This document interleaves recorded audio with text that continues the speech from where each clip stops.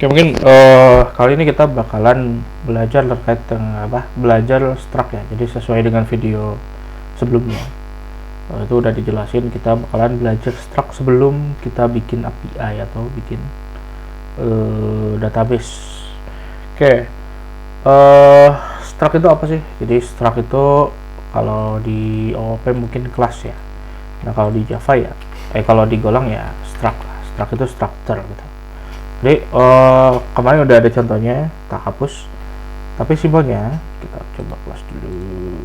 Simpelnya untuk bikin struct kita cukup bikin type, namanya misalnya user type-nya berarti struct ya. Structure-nya kayak gimana? Structure-nya ada user, ada nama user, nama berarti string, ada alamat string, tanggal lahir date misalnya gitu ya, dan seterusnya. Misalnya ada tempat lahir string gitu ya. Oke, ini ganti jadi string aja ya. Oke,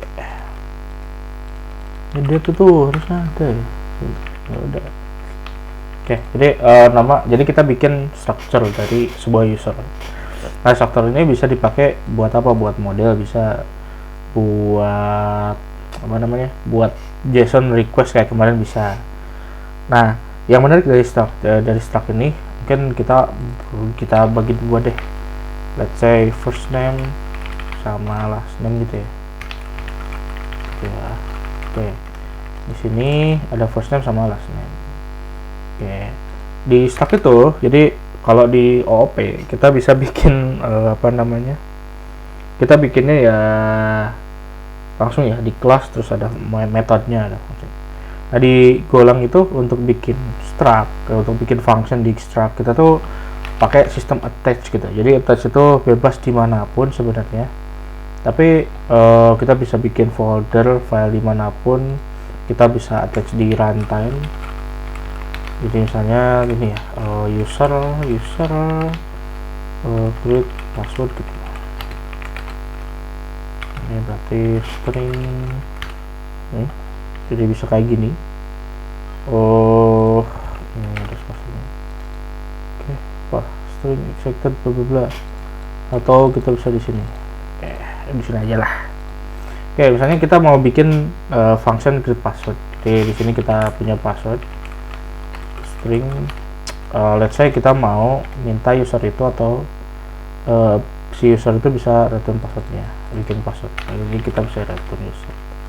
Oke, di sini kita tinggal user dot password, kita bikin let's say apa ya, hello 123. Oke, langsung kita returnkan usernya. Nah, ini sama kayak setting setting si usernya, sehingga nanti ya kita bisa return aja sih. Jadi nanti kita bisa bikin var user atau user _2 set user ini, terus ada namanya, terus namanya misalnya Udin, last name sedunia. Oke. Nah, di sini untuk bikin passwordnya ya kita tinggal user dot create password, maka di command.println si user ini kita bisa print. Nah, ini ada Udin sedunia kosong. Berarti gini ya. Maksudnya berapa? Jadi nanti juga bisa set username, berarti alamatnya di mana. Tuh, kita bisa pakai pencarian ya, nyari aja alamatnya di mana. Jalan suka aja, terus misalnya tanggal lahirnya di 15/12/2021. Ini terus tanggal lahir sama tempat lahir. Bangka-Belitung gitu. Jadi nanti dia bisa bikin, terus kita print kayak ini. Nah, ini juga bisa buat bikin misalnya kita bikin function user serializable, serialize. Ini kita kasih string, maka return nama user dot nama, first name ya, user dot last name, seterusnya. Ini tinggal di copy, masuk name, tanggal lahir, tempat lahir, tadi apa ya, alamat sama password. Oke, gitu. Jadi kita bisa mempermudah serialize gitu. Bam, jadi string yang panjang gitu. Oke, untuk variabel kayak gitu, jadi kita bisa attach sesuatu ya. Jadi ada dari struct itu kita bisa serialize, terus kita bisa bikin atau attach sebuah function. Jadi sistemnya attach itu entah sih, kalau menurutku menarik aja. Jadi banyak yang kode-kode mungkin kita strukturnya apa ya kita terbiasa bikin struktur gitu, kayak kecampur-campur, ada antara atribut sama si functionnya. Tapi di Golang ini namun sesuatu yang aneh aja gitu, dia nemu ternyata bisa kayak gitu juga, dan itu pun make sense aja sih kalau misalnya kita harapannya bisa bikin fungsi yang lebih dinamis gitu. Nah, itu juga kalau misalnya permudah misalnya transaksi, mau ngirim notifikasi berdasarkan transaksi, nah itu kan lebih baik dibungkus tuh. Jadi apa namanya ya, itu intinya si transaksi itu dikirim barengan kayak gitu sih. Oke, sampai sekarang gak ada lagi yang menarik ya, bukan menarik, jadi secara dasar kayak gini. Tapi kalau teman-teman bisa kembangin, let's say kalau aku sendiri ya bikin contohnya kayak gini, di controller yang kemarin itu bisa juga kalian bikin kayak gini. Ini lagi untuk tutorial selanjutnya ya. Jadi lagi aku coba si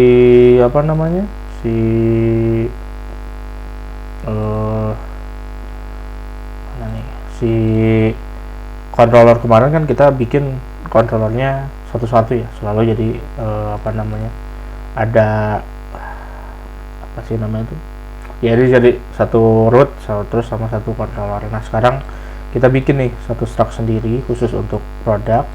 Jadi si produk ini nanti akan punya function create product. Create product itu let's say kita ngambil produk atau ya kita parse dari si konteksnya, terus kita return ke dalam ya ke si database, terus di return lagi kayak gitu. Jadi kayak ini tuh satu function atau satu fungsi dari si produk itu udah bentukan controller. Sebenarnya sih kalau ngomongin best practice ya, ini best practice itu kembali lagi ke kayaknya lebih ke relatif sih, gimana caranya gimana ya caranya kita itu mengoptimasi.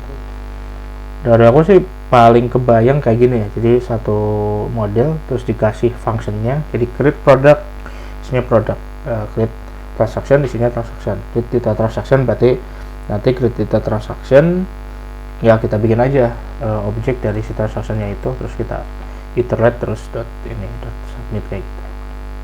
Oke, mungkin untuk hari ini sekian ya dari aku. Ini sedikit sneak peek dulu. Harapannya sih nanti nggak bingung lagi, nggak perlu jelasin bahwa bisa ya ternyata pakai struct kayak gini, terus nanti bingung juga ini buat apa ya function, terus nama kelasnya kayak gini, kenapa harus kayak gini, terus kenapa bentuknya gitu. Itu OOP way atau bahasanya ya, object oriented way untuk si Golang.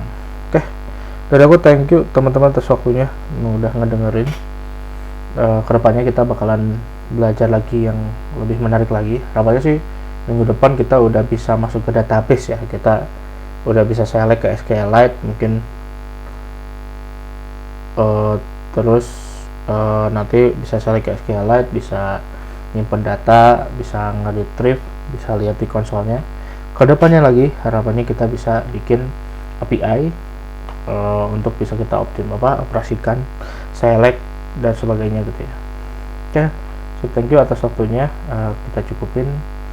Sekali lagi thank you. Selamat malam.